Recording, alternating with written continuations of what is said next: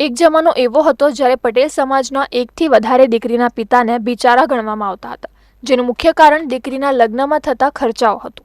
વાત એવી હતી કે ભૂતકાળમાં પટેલ સમાજની દીકરીનું લગ્ન ખૂબ જ ખર્ચાળ રહેતું હતું.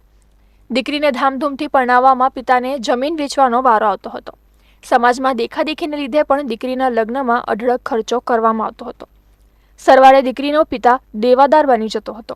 પરંતુ બદલાતા સમય સાથે લોકોમાં હવે જાગૃતિ આવી રહી છે. હવે પટેલ સમાજમાં પણ સમૂહ લગ્નોત્સવનો કોન્સેપ્ટ લોકો અપનાવી રહ્યા છે. વડોદરા નજીકના ભાયલી ગામે છેલ્લા 52 વર્ષોથી સમૂહ લગ્નોત્સવ યોજાઈ રહ્યો છે, જેમાં વાકડ સામાજિક પ્રગતિ મંડળ સયાજીગંજના સદસ્યો દ્વારા ધામધૂમપૂર્વક સમૂહ લગ્નોત્સવનું આયોજન કરવામાં આવ્યું હતું.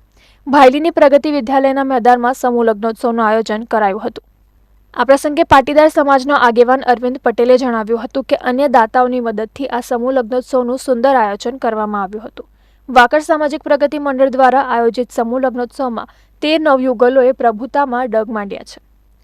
ત્યારે સમૂહ લગ્નોત્સવમાં ઉપસ્થિત તમામ મહાનુભાવો, આમંત્રિત મહેમાનો સહિત પરિવારજનોએ નવયુગલોને નવા જીવનની સફરના આશીર્વાદ પાઠવ્યા હતા. આવા સમૂહ લગ્ન દ્વારા મા બાપ ઉપર જો ખર્ચાનો બોજ ઓછો થઈ જાય તો આપણા સમાજમાં સુધારા, આ એક બહુ મોટી આગળ સુધારાની એક તક છે આપણે માટે.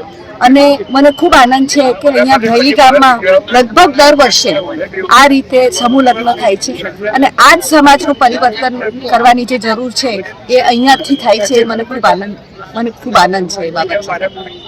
અને આ જે અત્યારે જે અમે કરી રહ્યા છે એ સમાજને બી ખબર પડે કે ભાયલી ગામ જે આ સમૂહ લગ્ન કરે છે, અહીંયા એને પ્રોત્સાહન મળે ને એને લાગે કે ભાઈ અહીં લગ્ન કરીશું તો અમને વધારે પડતી કરિયાવરમાં જે વસ્તુઓ મળે છે મળશે. છતાંય એને પાછા વ્યાજે લઈને ધંધો કરવો પડે. એમાંથી અમે મુક્તિ અપાઈએ 5-5 હજાર રૂપિયા ખાલી આ લગ્ન પ્રસંગ કરીએ એમને 1,20,000 કે 25,000 રૂપિયાની અમે વસ્તુ આપીએ.